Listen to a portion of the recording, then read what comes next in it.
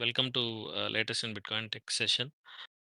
Today we'll have a look at this interesting project called as the Great Script Restoration Project, headed by Rusty Russell of Blockstream. We'll see what led to the in 2010.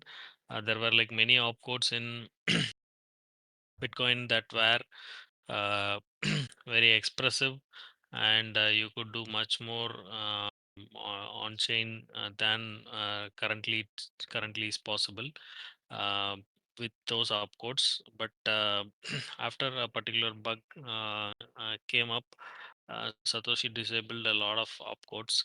So we'll try to understand the context behind it, and we'll also look into the new proposal, how to safely re-enable or bring back those disabled opcodes, and what mechanism with which we can activate those opcodes, and also bring about a few other new opcodes. So we'll try to cover that today. so so the bug that led Satoshi to disable a whole lot of opcodes that were in Bitcoin script engine is technically known as the 2010 5137 bug. so this bug was first discovered in 2010, and it was like executed and shown that it could lead to an attack on the testnet. So how this generally worked, how this bug was discovered was there was one opcode called as L shift. So what this opcode will do is that it'll take a number, and it'll take two inputs, one the number, and the second input will be the number of number of integers along by which it has to shift the input number. So this is typically how this script would look like. So what this can do is that, although it looks very simple, if you put a large number here, and if you put a large shifting number here and try to execute this, it might lead to memory overflow errors on, like, say, let's say, resource constrained nodes. So this can be used to attack or bring about denial of service on very resource constrained or small nodes. So this goes fundamentally against Bitcoin's principle that the whole system should be decentralized, and for that to be decentralized, the node should be you should be able to run nodes on very resource constrained environments. So this potentially was about to lead to a huge DOS vector attack. So this was discovered and was reported, and Satoshi immediately what he did is that he went ahead and disabled this opcode and a bunch of other opcodes. So he did not have time to like go into the details of one particular opcode and try to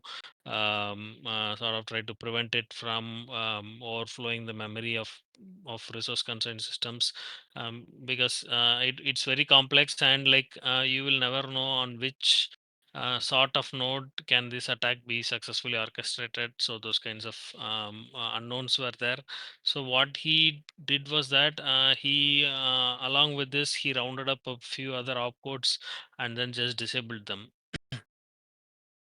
So here is you can see three classifications of opcodes that he disabled. So that's a lot of opcodes. So a bunch of arithmetic of opcodes like what we saw now, left shift, similarly right shift, multiply by 2, divide by 2, modulo. So these were all there, and in this version point 3, point 5, he just disabled them completely. And there were also string manipulation opcodes earlier. So that one is opcat. Then you had something called as sub str.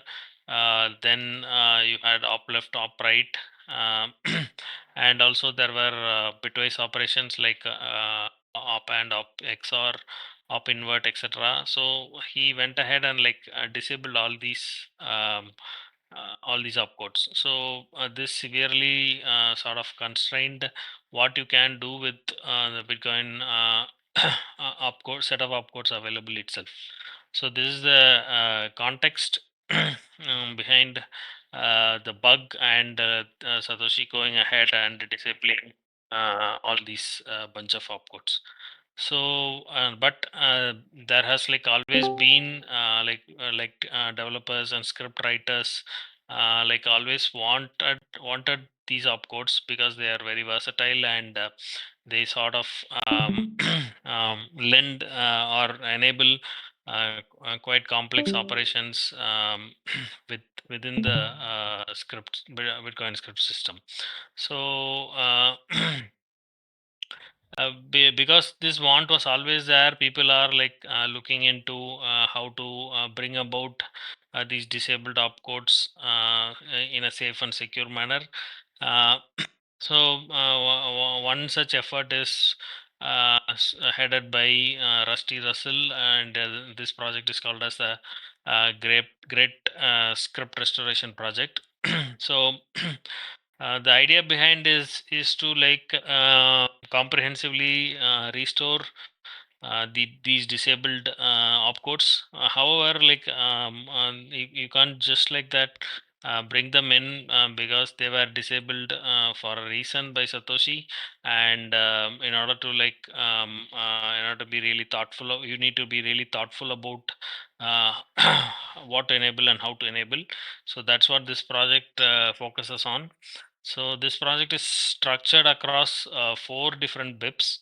The BIPs are in abstract version, and like they have not been assigned a BIP number so far. Um, so the first BIP introduces something called as a VAROPS budget. So it is basically a mechanism to budget your scripts. Then the second BIP brings in or details the mechanism by which you can like re-enable these opcodes. Obviously, it also uses taproot. Uh, and the third BIP um, is about introducing transaction introspection into your into the script engines. So it's like adding an extra analyzing capability to the script engine. And finally, there are like new opcodes that will complement these 16 opcodes and enhance the functionality of Bitcoin script engine. I did not have like we time to like go through these new opcodes in detail. So maybe like we'll try to spend the next session, a few minutes of the next session, to like cover this six new opcodes. Um, so first we'll see what this VAROPS budgeting system is all about. So it's a resource accounting framework. So the most precious resource when it comes to scripts execution is CPU capability, like how much your script occupies on the CPU's compute. So that's the most important resource to measure and peg your complexity of the script to. So VAROPS does that. So far, like we have a very simple accounting mechanism for scripts, which is called as the SIGOPS. So that is the existing measure of computing the computational resource or intensity consumed by a script. So it's simple. One check sig equals one sig ops, and one check multisig can go up to like 20 sig ops, because you can like do 20 multisigs in one transaction. So these are like the SIGOP limits across one input, and across the whole block you can have at the max of like 20,000 SIGOPs. So so that's the legacy SIGOP budgeting system that we have. And after the introduction of SegWit, because you get a discount for your witness items, this the max limit or the max SIGOPs that block can have like bumps up to like 80,000. That's basically 20,000 times 4. So this is the SIGOP budgeting that currently exists for legacy and SegWit transactions. VAROPS is an idea that extends this calculation. So at the heart of what VAROPS means is that, so you basically decide the VAROPS budget based upon the transactions weight times 5,200. So transaction weight is nothing but 4 times your legacy bytes plus your witness bytes, and this 5,200 has been like arrived at in order to facilitate backwards compatibility of this budgeting system. um, like if you look at a simple example, you'll understand it better.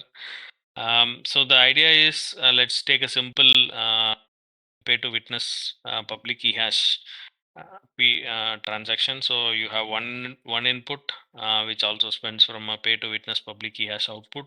Then you have two outputs, which is your primary payment and the change. Uh, for this, the total legacy byte, if you calculate across your inputs and outputs, you'll typically arrive at like 114 bytes. And if you calculate the witness bytes that you will be putting in for this one input, that will come to around 106 bytes. So the total weight of this transaction will be 562 um, weight units.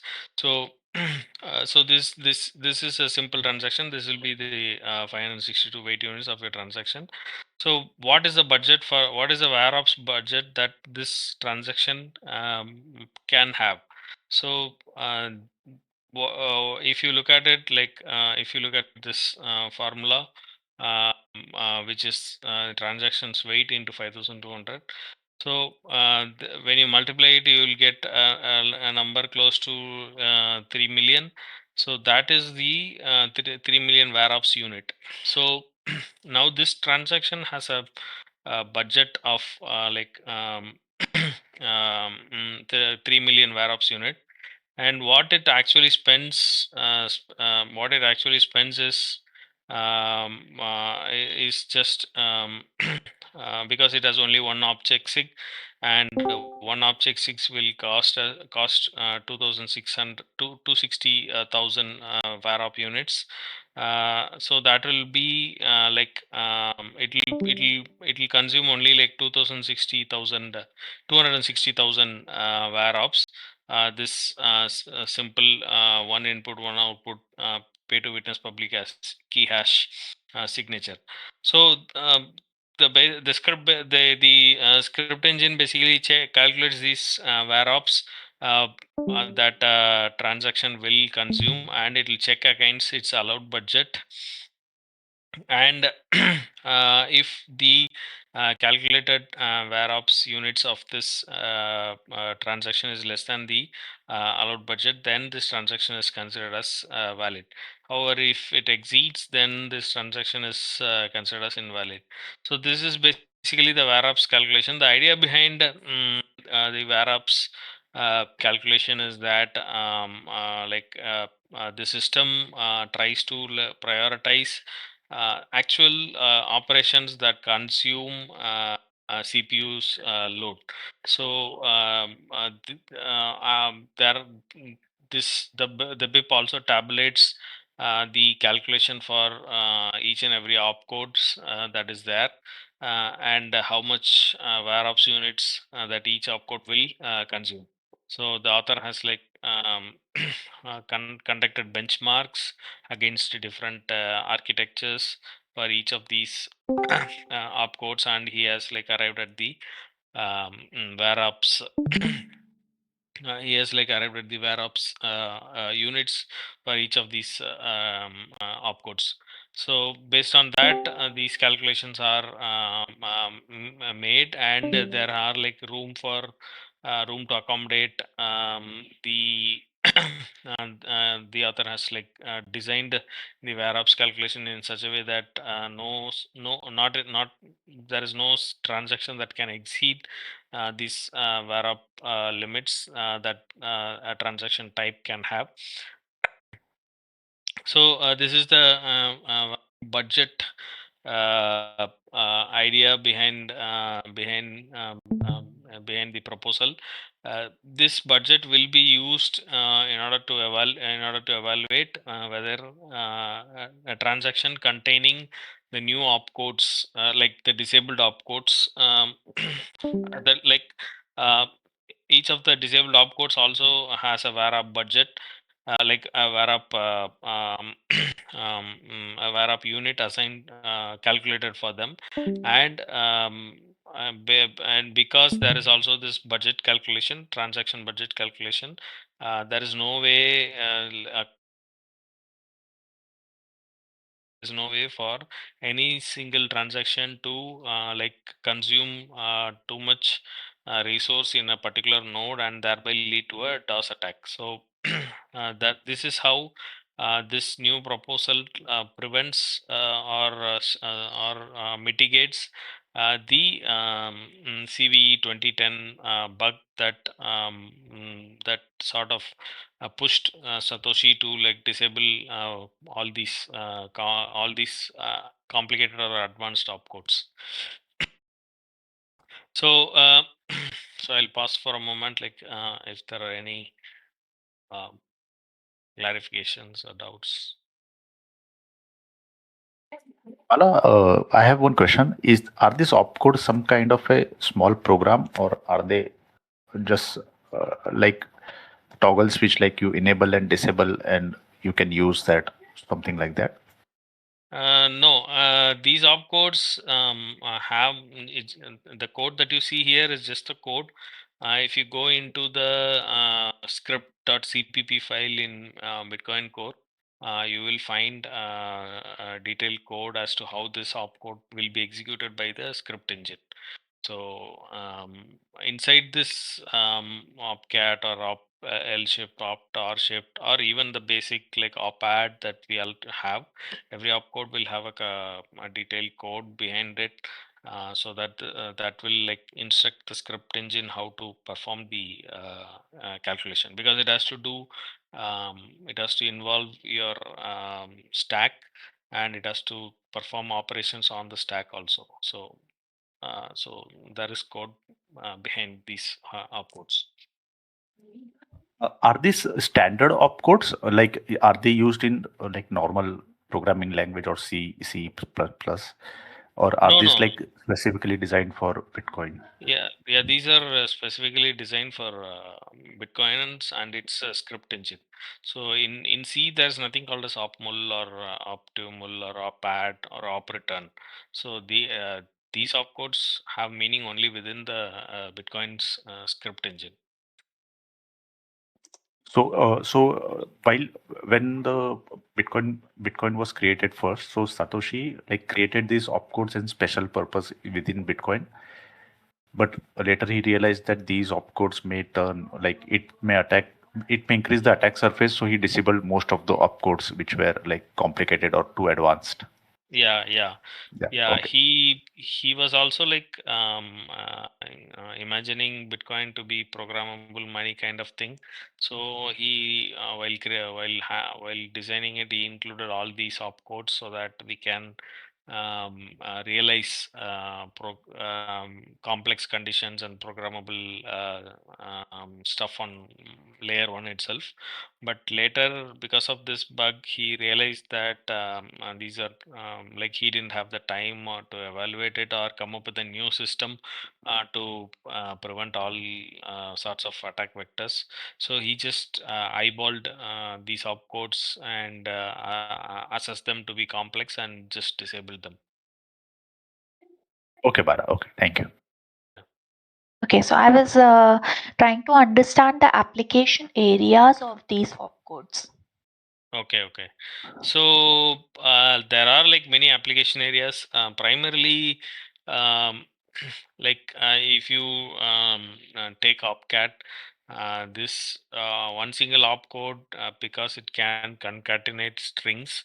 It can be used to realize a lot of um, conditional executions or context-based executions. So with these set of opcodes, you can like realize a simple like you can run from a simple to complex conditional executions. One particular example is like you can easily realize vaults in the script itself. So you can like vault your transaction. You can like put your coins in a particular vault, and you can have multiple conditions based on which you can spend those coins. Um, Mm-hmm. that's one application. Similarly, you can realize basically you can realize any sort of covenant. So covenants are nothing but adding conditions, context or state-based, state-aware conditions to your spending script. So you can realize many sorts of covenants using these kinds of opcodes. So yeah, that's the basically you can like move towards a virtual computing machine. Mm-hmm. And are people or are Bitcoiners looking for such kind of VM? It's not obviously many like the people who don't see Bitcoin to have been ossified and want Bitcoin to do more than just a simple A to B transaction uh, Mm-hmm. do find use for these opcodes. But if for the group of people who are like content with Bitcoin doing simple one-to-one or maximum multisigs. So for those people, Mm-hmm. these opcodes are absolutely no go. So they increase the attack vector. So we don't know what new problems they can bring in. So they are severely opposed to introducing any Mm-hmm. of these opcodes back into the script engine. Yeah, because I think if the entire or most of the community was in favor, then the most easy solution they could do is to enable these opcodes again. But they have not done so till now. Yeah, the problem is like Bitcoin, this Satoshi disabling these opcodes severely Mm-hmm. reduced its attack vector, and it because of this, Bitcoin is what it is today, is what I would say, as a like a Mm-hmm. lean, efficient operating machine, which Yeah. churns out blocks after block. That's because most of these opcodes would have like brought in a lot of complicated stuff on chain, and we have seen like how it goes with respect to Ethereum. So it basically will skew a lot of stakeholders incentives in the whole system. Mm, right. Yeah, So that's yeah, look. Yeah, so are all these opcodes made by Satoshi, or has Rusty made a few opcodes for the scripting language? A new opcodes Uh, for scripting language. no, whatever you see in the screen are all opcodes that were existent that were created by Satoshi, and they were also disabled by him. Okay, so Rusty is not, so technically it's an open language, right? Script, Bitcoin script. So he can, if Rusty wanted to, he can make his own opcodes to add to it, right?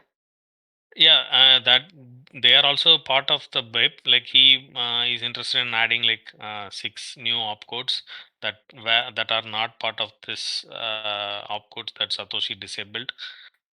So yeah, first things first. His proposal is mainly focused upon trying to reactivate these opcodes, and then move on to the other stuffs. Okay, technical, so I don't understand. So is this only applicable to Taproot, these codes, or it can be applicable to normal operations or SegWit or legacy also? No, if you No, not are only for Taproot, right? No, no. If you are to just re-enable these things, basically, if you go into the script.cpp file, there will be an switch case code. So what Satoshi did was that he made a switch case code for these opcodes, saying that if the script engine comes across these opcodes, just return error. So these opcodes are invalid, return an error. So that's what Satoshi made all these things to be. If you are to like return it to the pre 0.35 version, you will have codes that will take these opcodes and execute them on the script. So these were all like pre-sequid, pre-taproot kind of thing. They operate purely out of your stack elements. It's like a simple op-add opcode that you see in your script. So these are pre-sequits. If you are to like re-enable it as Satoshi had it, these are legacy opcodes. Yeah, but if I add it, the script will fail, right? If let's say they are enabled and I try to do something with the legacy or with SegWit, so technically they are not allowed in legacy transactions. So if I add them, the script will fail, right? Or it will still Yeah, now make the now transaction. if you put opmal or optumal in your script, when the script engine executes your script, it will fail. Yeah, that was my question. So even if they are allowed to technically, even if Satoshi had it since legacy, they because of the rules which we had for legacy and SegWit, these new ones No, will no. fail. And This has nothing to do with SegWit and those stuffs. So since this version 0.35 introduced in August 15, 2010, that was published by Satoshi, he just removed all the codes corresponding to these opcodes from the script.cpp file. So now even whether it is SegWit or non-SegWit, Taproot, it doesn't matter. The script engine simply does not recognize these opcodes. So whatever version, like if it is whether it is Segwit or Taproot, it all goes back to the script engine, and the script engine will not recognize these opcodes. okay, but if Rusty's bits are allowed, they will be recognized then. If Rusty's bibs are allowed, you have to construct it as a Taproot transaction with a specific version. Only Exactly. then That, yeah. only then this will be recognized. Even if the Rusty's great restoration script restoration project goes through and it's a soft fork, it's designed as a soft fork. So even if you do the soft fork for the legacy and segwit nodes, these will not make sense. Only if you upgrade your node to the latest with the taproot that can read and recognize taproot version 2 transactions, only then you can like use these opcodes. Got it. Got it. Thanks. Yeah. So to activate it, Rusty has obviously proposed to use Taproot version. So with Taproot, you can like keep adding version numbers and bring in like new rules that you require. So so basically, he proposes a new Tapleaf version byte. So you'll have a version 2 byte in Tapleaf, and so inside, if you like create a transaction with v2 tapscript v2, then you can put in all these opcodes and create a script, and the script engine will execute it. But if you don't use taproot version, don't you if you use taproot version 1 or just a normal segwit or even legacy, then nodes, then these nodes will not like see this transaction at all. So this transaction or this v2 transaction will always execute to an op success or a valid transaction, and these other nodes will just ignore it. So so that is the that's how the proposal is, that proposal has been made to implement it. So this is a typical decision tree that you can see. Um, for example, the first things that the execution engine will like look into the version. If it's version 2, then for an old node it will just be an op success, and for the new node it will go into the script and actually execute the script.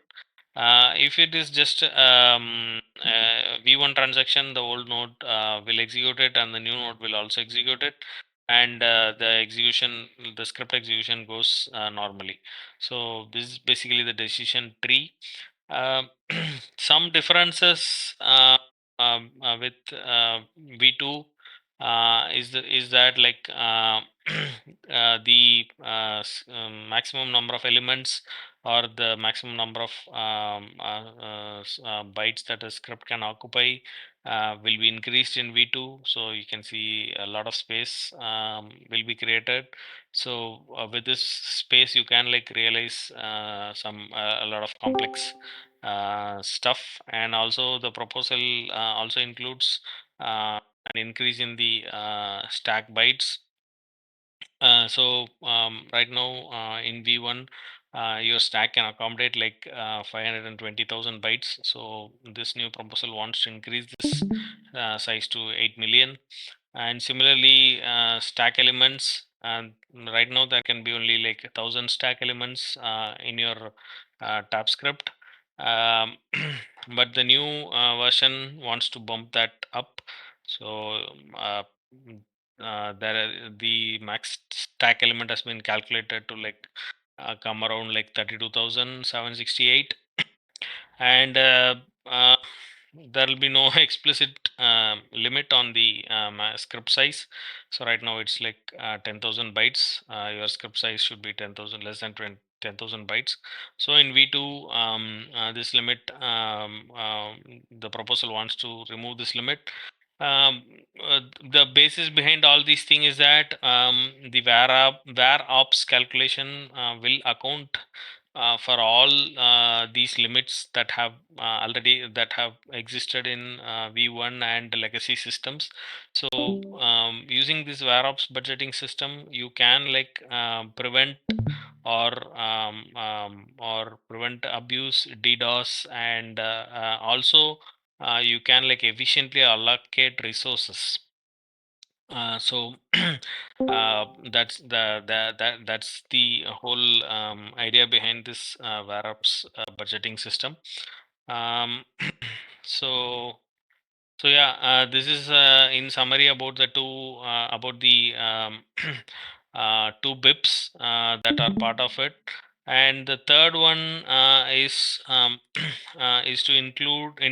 introduce an opcode called as Optech. So basically this the idea behind this opcode is to introduce something called as transaction introspection. So I'll try to convey the idea behind the transaction introspection. um, it's like right now a transaction cannot look into its own details. When a script inside a transaction executes, it has no access to its own structure. Like the script cannot go into the composition of a transaction, look at how much inputs are there, how much outputs are there, how many signatures are being executed, and how many like how much change is created or generated. Is there a time lock? Is there a is there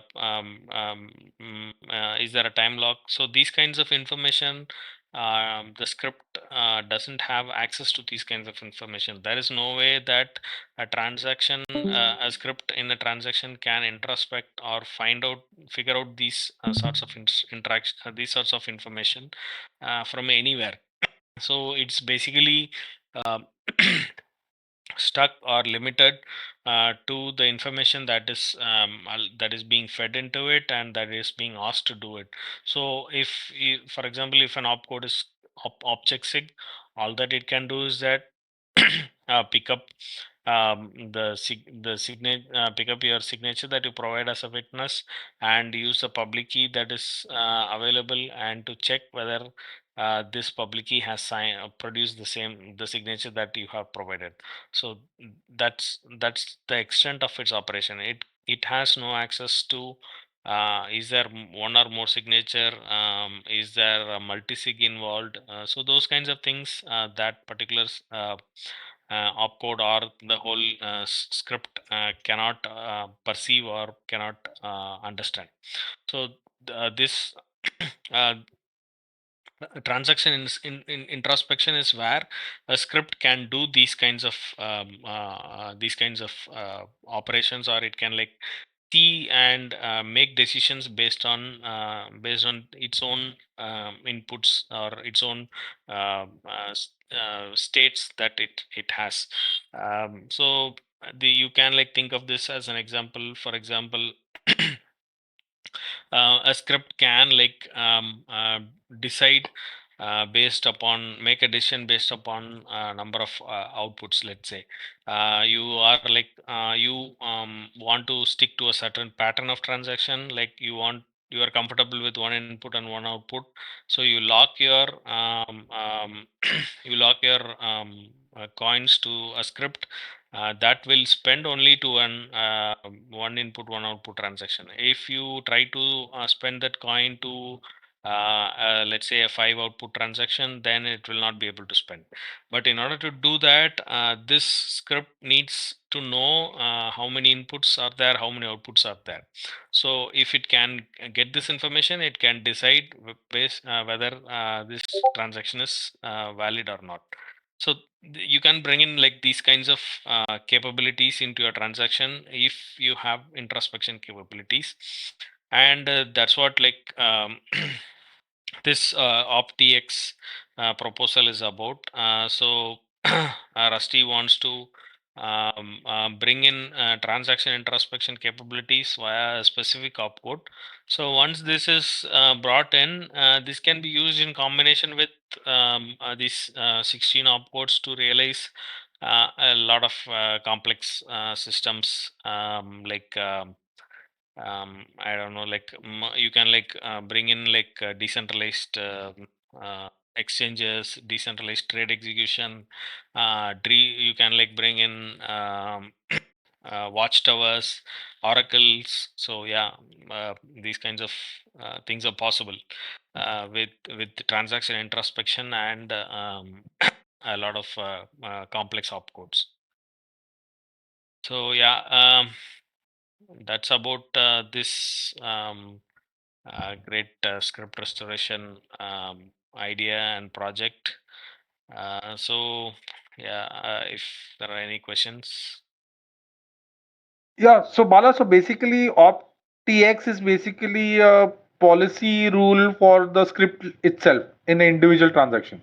So basically, you Uh, can analyze what the script is and do whatever, add whatever rules you want. So if it makes sure that whatever rules you want for the policy for the individual transaction, or transaction can analyze it and make sure the rules are followed. Basically, that, right? uh, no, what Optech will give you is that it will give you the ability to look into the transaction itself. So you can sit within the script. You can call Optx, and what Optx will deliver you is details about the transaction itself. So with that Yeah. information, yeah, it's up to you to do whatever you want with that information. Exactly. So I can make sure that my policy, the transaction which I want, so the TX will make analyze the whatever it is on the script level and make sure that if it follows the rule what I want for the transaction or not. That optext make it No, possible, right? no, Optx will just give you information about your transaction. So it will give you like how many inputs are there, how many outputs are there, whether there is a time lock involved or not, and Yeah. what sort of fees are you paying. So those kinds of information it will deliver to you within the script. So Got it's it. like Yeah. you call Optx and you'll immediately have your stack will be populated with all these kinds of details, and then it's up to you to design a script to use these information in whichever way you want. Okay, yeah. So basically the same thing. So basically you use this to analyze and make sure. Okay, got it, got it. So basically Yeah, the nodes doing the work or the new compact relay doing the work, the same thing is done by this OpticX code on the script level. yeah, correct. So yeah, it will give you this information, and you can make much more complicated stuff, conditions based on those information. Okay, and one more thing, can you just go to the validation picture, the script validation, sorry, the transaction validation right on the right side? Yeah. So in this, okay, this is nothing, a weird question. So why is it not C1? Why is it C2? So O into C0 and C2. So technically version 1 and version 2. So why is it C2, not C1? Uh, yeah, I didn't actually notice it at all. So I thought it was a hex equivalent for something. What is the hex equivalent of C2 is the hex equivalent of like the decimal equivalent of C2 is 194. Um, and the decimal equivalent of C0 is 192. So that's two. I think that's 2 by 2 bits.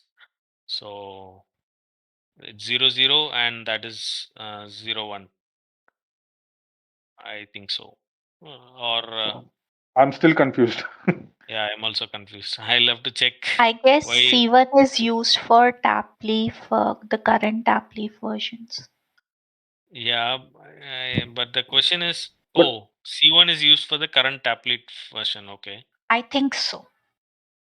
okay. Let but me check current this one. applet version is version 1, right? Execute version Oh 1 no, rules is tap. not taproot versions. The tap leaf version is also given when a leaf is included in the tap tree. So what is Tapley version 0 then? So what is C? So version 1 rules for Tapleaf is XC0, right? Again, you should, Uh, you should, if you can, if, Bala, you don't have to answer it. It's just my curiosity. That's it. yeah, correct. I didn't pay much attention to the hex numbers there. So in my head it's just version 2. That's all. I'll check and like let you know. Yeah, no problem. Thanks. So, Bala, one more thing. So basically, because of this, the limit has changed from unlimited, so no explicit limit. So technically, you can have just one transaction in one block, correct? Because of Yeah, this.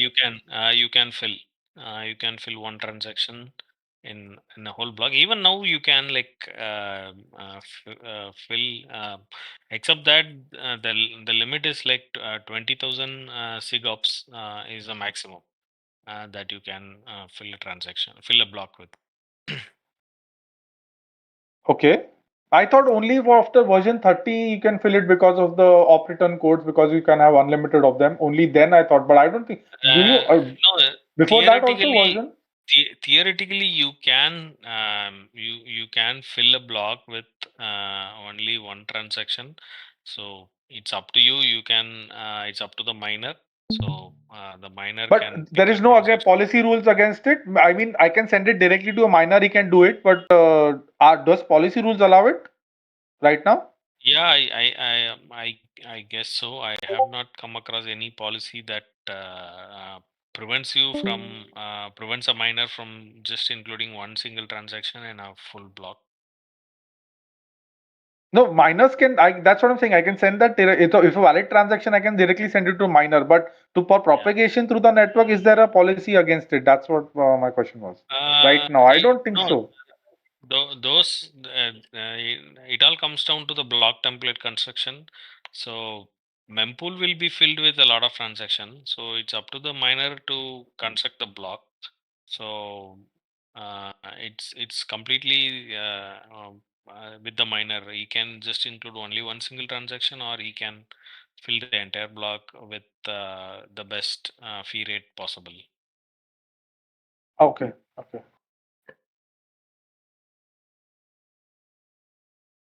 From BIP 341, the tap leaf version cannot be odd. Oh, okay. Because it has to be like you. Um, uh, It has to I be don't know 0 actually. to 4. Yeah, it has Yeah, to but be it is even version only. one is one is odd, right? So if V1 is version one, so I again confused. I'm really confused. No, no. Like it's written the C0 and C2. It cannot be C1 or C3. Yeah, it Okay. has to So be those even. It numbers, has. okay, okay, okay, okay, Those okay. numbers. Any particular reason for that? They have given it in BIP 341, but I cannot understand it right now. Yeah. So if you Yeah, can't I'll understand share it, the I'm link. definitely not going to understand it. No, no, some technical reason, but I'll share it because it has to be like its and has to be calculated and it should not result in ambiguity with some NX number. No, no. So I will wait for yeah, you people to get it, and I'll wait for your answer. yeah, okay. yeah. I vaguely remember that annex thing, but I also don't remember how Mm-hmm. how to arrive at this number. Yeah. Okay, again. So why only for tap leaf? So why not other? So is there other? So in other parts of the Bitcoin also you can have even, or it's only for tap leaf? I don't know about This others, but for tap leaf, this thing is there. We'll check the reason and let you know. Okay, thanks. I'll also go through that.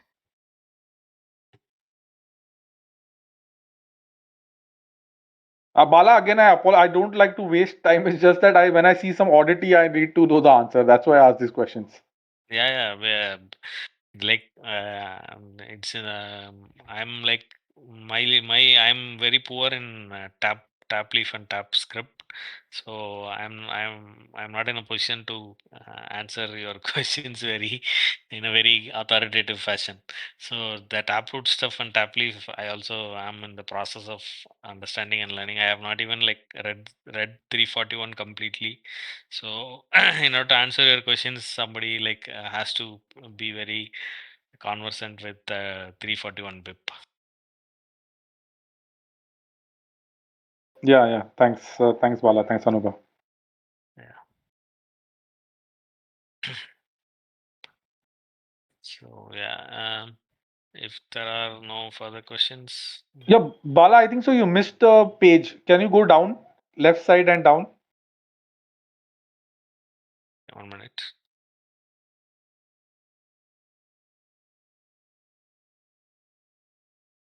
Left side, yeah. What Okay. did I miss? And right side and down. I think so. One page. No, no, you covered everything. Yeah, yeah. Yeah, that's all I had for today. So version calculation. You did the version calculation also, right? Yeah, VAROPS Yeah, purchase yeah, yeah, yeah. calculation. You covered everything. Yes, you covered everything. Uh, this, yeah.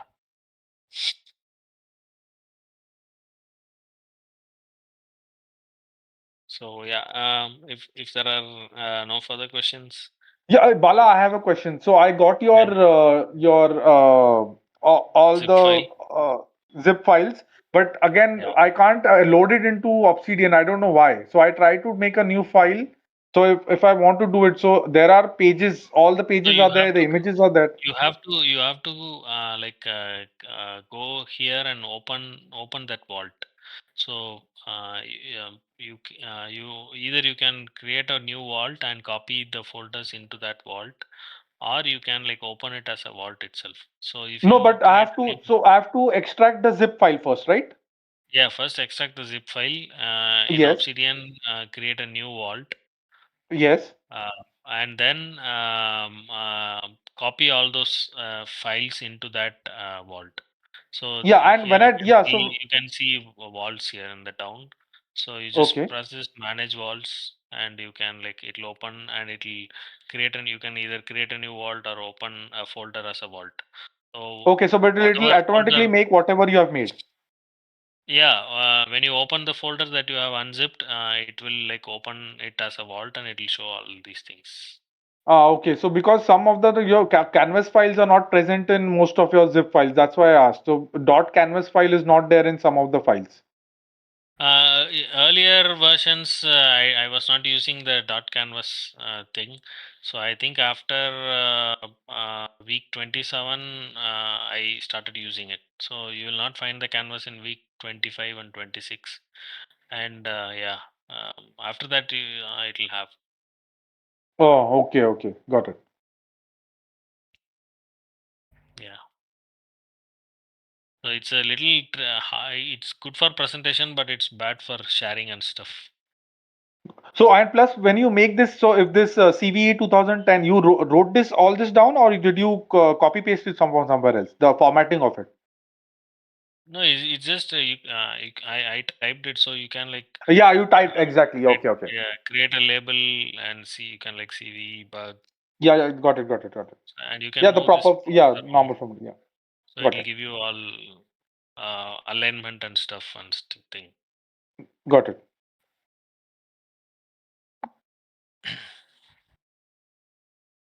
Yeah, cool. So yeah, thank you for coming. Um, well, let's meet next week.